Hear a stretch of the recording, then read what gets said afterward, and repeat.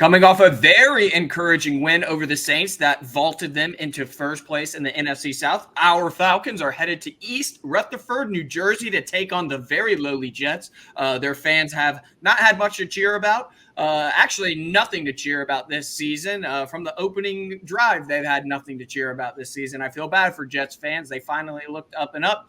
But Falcons fans, we're looking for some momentum. We have an opportunity to get to 500. Potentially kind of really solidify our place in the division and en route to a potential home playoff game, the first home playoff game in Mercedes-Benz history. What do you think, Chase? Give me your thoughts about the game and your prediction. Yeah, I mean, I know a lot of Falcons fans are going to look at this and just automatically think, oh, like Jets, free win. And they've played atrocious football. They've lost 4 or 5 in a row. But at the end of the day, they've also won 4 games. So this is a team that's beaten the Eagles with Zach Wilson playing quarterback. And we can say, I don't care. Like, is Tim Boyle worse than Zach Wilson? I don't know. Is he better? It's probably the same. But the fact is they can win football games in this league. We just lost not too long ago to the 1-8, now 2-9 Cardinals. So you're going on the road in the NFL. There are no free wins, especially when you have a defense like the Jets. I think this is a good test for that Falcons offensive line, which is coming off their best performance of the season. I think they know what they have to do as a defense, which is to stop this run. And I think I think it's going to come down to whether the Falcons can establish the run in this game. I really think that is the number one priority. If they can establish the run, I'm not saying they have to have 250 yards like they did against the Saints. They're not going to need 20 points to win this game. But I think they're going to have to establish the run, and that's how they're going to, Desmond Ridder, like we said, limit the mistakes. I'm sure he'll make at least one. It would be shocking if he went mistake-free against this defense.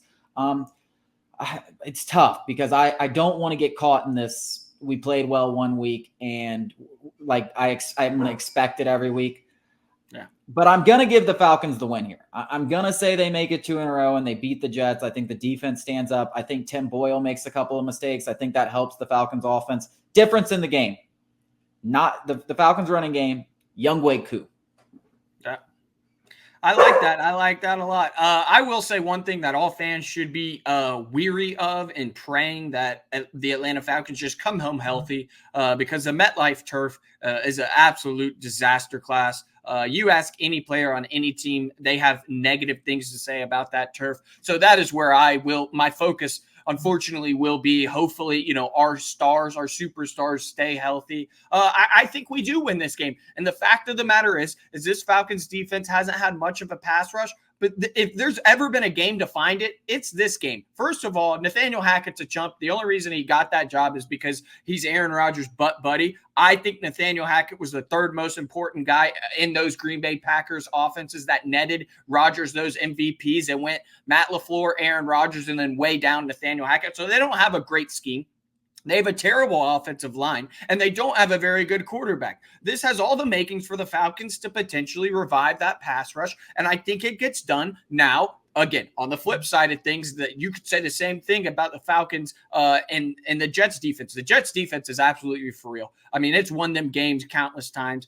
They're fired up. They know the only reason they're going to win this game is because it's on them. I would bet my life that Desmond Ridder makes some sort of mistake that turns into a turnover, whether it's a fumble or an interception. That's just how he's played. I was going to say, I promise I'm not stealing your take. I promise that I do think it comes down to Younghoe Koo. It's come down to Younghoe Koo multiple times this season. I don't see that changing against a very good defense. I'm going to give you mine. The Falcons cover the 2 points, but the under hits, under 34, I believe it is, 13-10 in one of the ugliest games of the year.